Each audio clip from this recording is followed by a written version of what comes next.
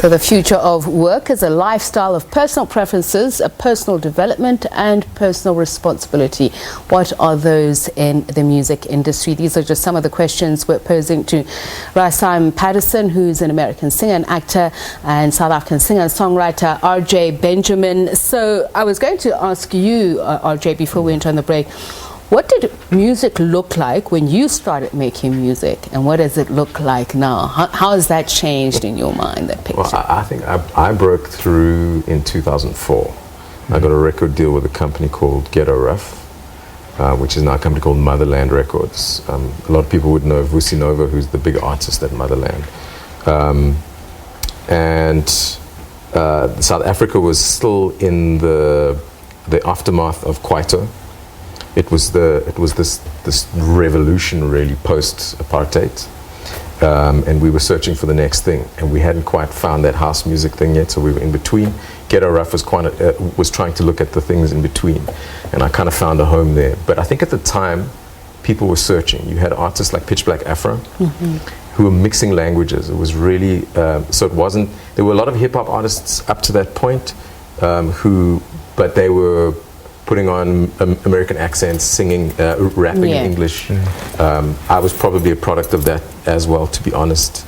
I mean, I was a huge Rahsaan fan. I was influenced by all these guys, so I wanted to be like that as well. So I was searching, as an artist myself, how do I create an identity in South Africa?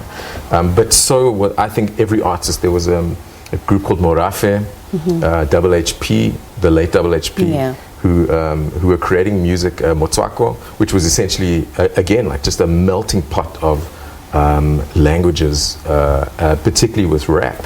And I really think that we're, in South Africa right now, we're reaping the benefits of that exploration, because sound-wise, you've got some genres where it doesn't matter what language it is, no one's discriminating. You have someone like Shoma Josie, who's rapping in Tsonga, who's just been recognized in the US for BET Award. Absolutely. The industry was confused back then. I think the industry is always going to be confused. But in terms of sound, we're in a really good place in South Africa, where we're just being proud of what we've got. So then fast forward, what is it, 20 years later for you? Roughly. Roughly about 20. I mean, I do remember when you burst on into the scene. I mean, you had a very fresh sound. I mean, I remember the first time I heard, I thought, wait a minute. I can hear it's South African R&B, but it had a very, as you said, all of those influences came out. What has it meant for you as a musician in terms of your career, how you do business, how you make money, if you do it all? I graduated after studying and got a job. I was offered a job as a teacher, and the thing is, when you study music, I don't know if it's the same in the US, but I know when you study music here, you finish studying and you're like, okay, so what do I do now? Now what? It's very much a now what situation. And so I got this job, and I was like, I got to take this, And what the next steps from there was, I didn't really know. It's a terrible thing, but I think a lot of young musicians and artists are like that.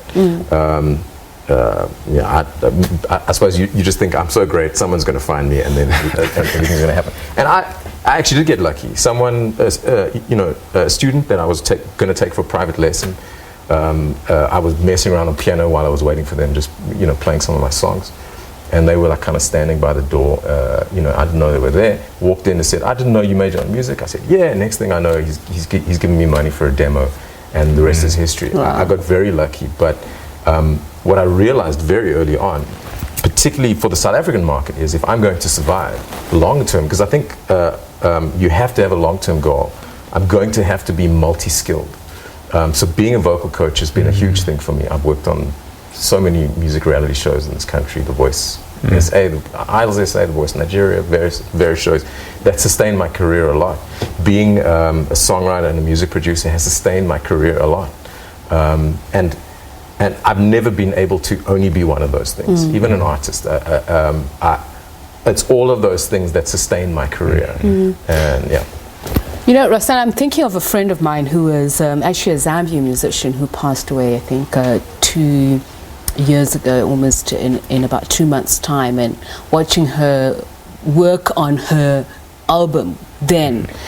it was fascinating because she was somebody who was always very pedantic about her masters, who she worked with, and suddenly she was working with this overseas producer who's they're talking on the phone. She's creating her music here, she's sending it via whatever files you use, and the streaming platform is important. That era of digitization, has it made things easier, and but what does it translate into in terms of ownership of your music as well?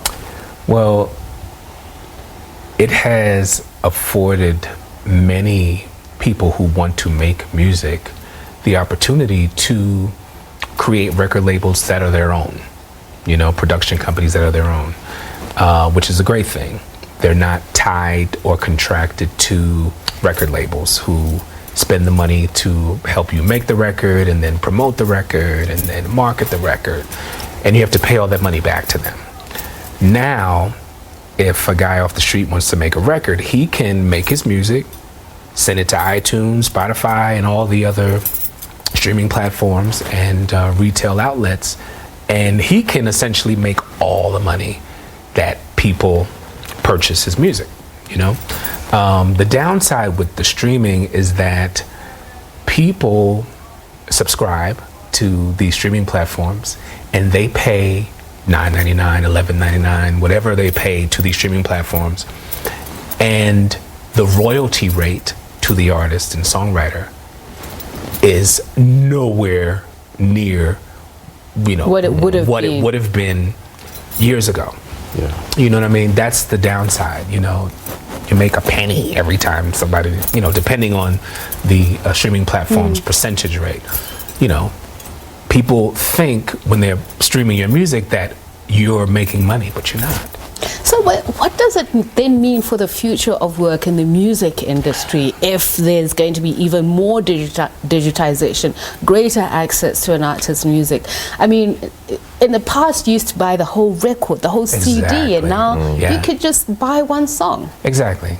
It's difficult to say where it will go from here.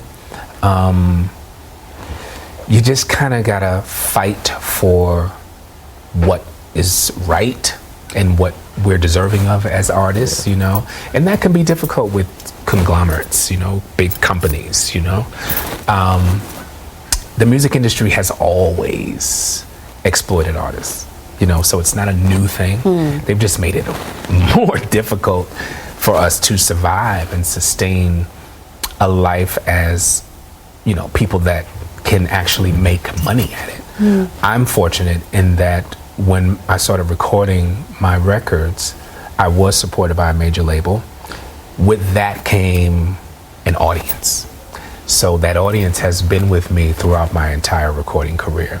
And I have been able to sustain a life through being a songwriter, royalties as a songwriter from artists that have sold records, tons of records, and then as a live performance act.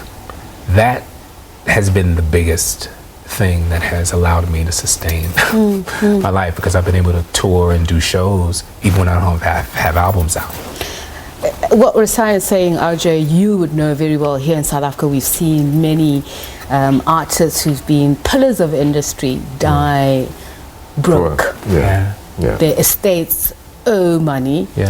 Their children and families are left behind without anything. So how do we get this right from that aspect of a modernizing world and society that still does right by its anchors?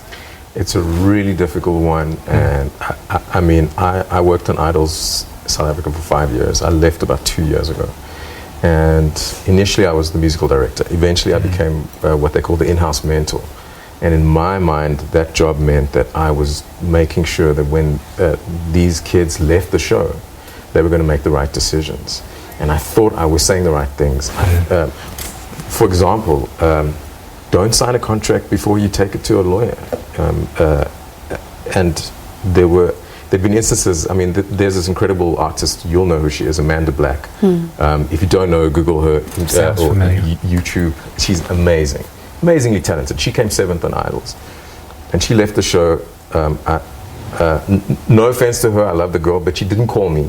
She signed a contract with a label that, 360 deals are being thrown around all over the show, and unfortunately, it's like the deepest exploitation. What's a 360 deal? Pardon me, not me. Well, not knowing the jargon. It sounds so great, but ultimately, it's the label basically taking a piece of the pie from every aspect of merchandise. Merchandise, publishing, sponsorships, your performances, streams or sales, the whole 9 yards. And usually it can be upwards of 50% across the board. In South Africa right now, artists or young artists are so desperate to get a record deal, and a record that it's just it's kind of like in their mind they're like, this is it, this is the moment, and they just go for it and they sign it, and next thing you know, they've given their life away. They've given their life away. And I'm gonna partially attack reality shows now, but they're sponsored obviously by record labels who are offering them 360 deals. If you enter one of these shows, you're basically told you cannot walk on that stage and do your audition unless you sign this contract. And that's essentially signing a 360 deal, even if you don't want to. I think just to quickly, rather than getting into a whole story, ultimately you should own your publishing. The power of owning your publishing as an artist is so important. There was this whole story of Dolly Parton not giving Elvis the publishing for "I Will Always Love You," and sticking to her guns on that. And then all of a sudden, a few years later, Whitney Houston sings it and makes it a smash hit. She owned all of that publishing, So I think it's important. I created this thing. I should have ownership of the publishing. So on a final note, you're both performing on Saturday. RJ, you're opening for Rahsaan. Let's start with you. What are we expecting from you? What should your audiences be looking forward to? Big bands, funky band. I've got a 3-piece horn section, which in this country is sometimes a miracle. So I'd like to warm the audience up for Rahsaan. A lot of my old songs used to be quite miserable, but these days I'm happy. I've got a little 3.5-month-old girl who's congratulations. Enriching my life in many ways, but I think also... I thought you were bluesy, not sad.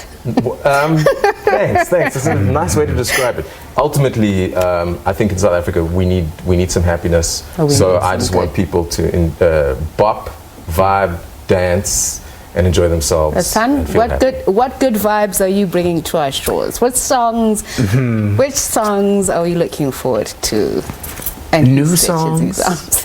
New songs from my most recent album, Heroes and Gods, as well as old songs from my previous albums.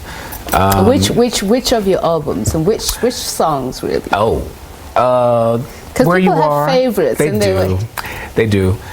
My first album, we'll be doing some songs from that. Spend the Night, Where You Are, Can't We Wait a Minute, and songs from my second album, songs from Wines and Spirits also. Stop Breaking My Heart, Feels Good. But the intention every time I step on a stage is to just connect with spirit and allow spirit to guide and dictate where the energy goes and how it transcends time, really. So we'll be looking forward to that performance. All the best to you both for the Joy of Jazz Festival. That's this Saturday. American singer and actor Rahsaan Patterson and South African singer and songwriter RJ Benjamin. This is On the Record.